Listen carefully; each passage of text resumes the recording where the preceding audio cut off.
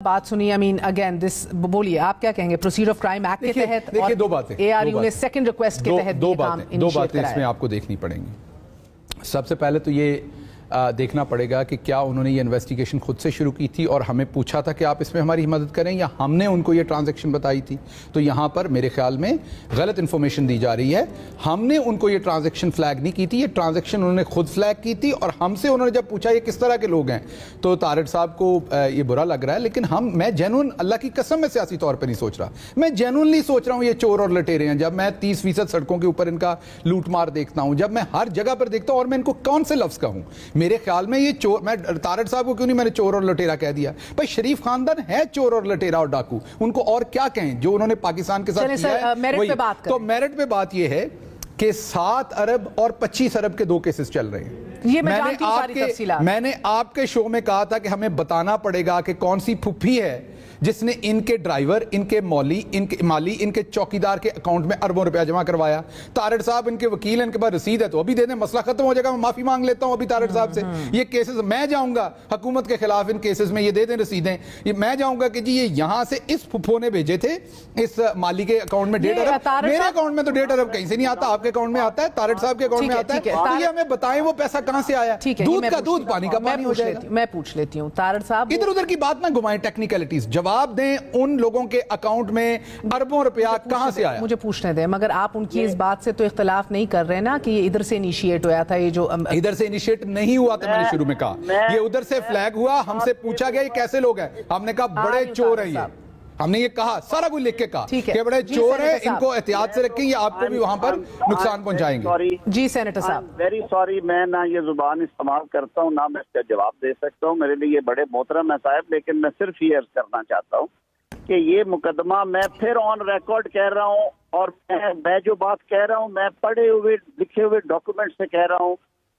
شہزاد سلیم D G NAB Lahore نے انتظامیہ جو ہے برطانیہ کی نیشنل کرائم اتھارٹی کو اپروچ کر کے انہوں نے خود یہ فلیگ ہوئی تھی کہ ہم نے ان کے خلاف انویسٹیگیشن شروع کر رکھی ہے. سینیٹر صاحب, یہ پہلے ان کی مشکوک ٹرانزیکشنز پہلے فلیگ ہوئی تھیں یا بعد میں فلیگ ہوئی ہیں اس خط کے؟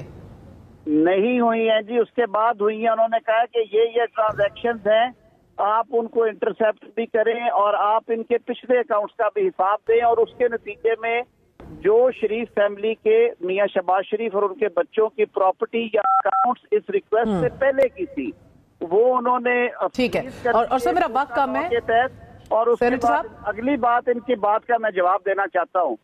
یہ بات کر رہے ہیں بازاری سڑک پہ کھڑے ہو کے, یہ بھول رہے ہیں کہ شہباز شریف کو 2 دفعہ عدالتوں نے ضمانتیں دی ہیں, ڈیلے پہ نہیں دی, ہیلتھ گراؤنڈز پہ نہیں دی.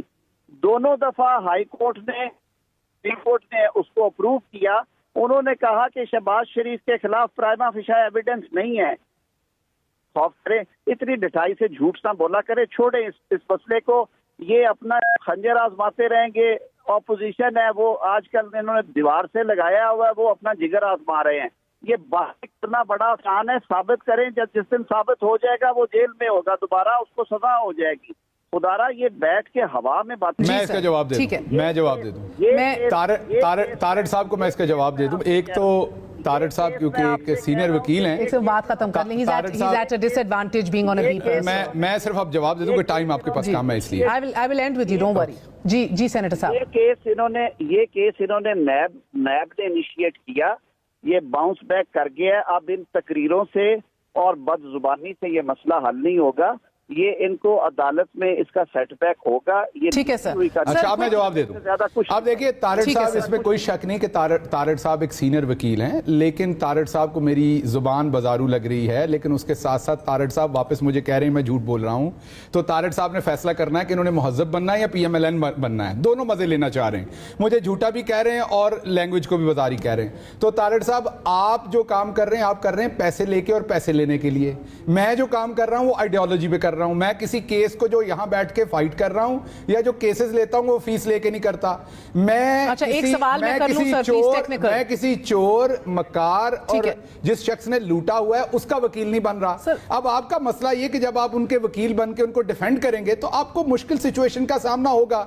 आपसे सादा सवाल पूछा, घुमा फिरा के मुझे इजाजत दे दीजिए पूछने की, मैं पूछती हूं। नहीं, आपने नहीं पूछा, मैंने पहले आपको नहीं, अब मैं आपको मौका नहीं दूंगा, आपको दिया था। मुझे मेरा काम है पूछना, आपका काम नहीं है। Let me ask him. It is Wednesday, it is not Sunday.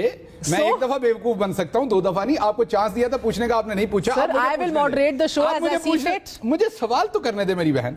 सवाल सादा ये है, देना चाहिए उनको। मैं सवाल उनको सवाल का जवाब देना चाहिए। आप पूछ लें। ही इज इन पॉलिटिक्स, उनको जवाब देना पड़ेगा। वो यहाँ फीस लेके मुकदमा नहीं लड़े, सेनेटर बने हुए हैं वो।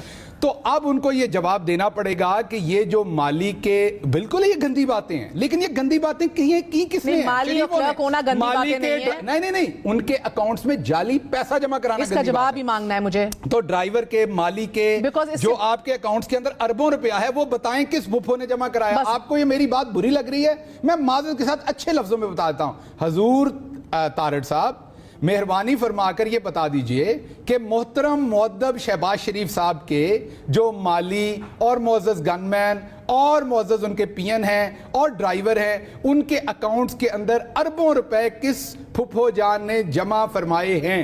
कोई इससे बेहतर लैंग्वेज बता दे, उसमें पूछे, बस जवाब दे देंगे, इधर उधर मत जाइए। आज ये भी कहा गया ये सारे डॉक्यूमेंटेड एविडेंस हैं कि उस बैंकिंग ट्रांजैक्शंस हैं। Yes sir.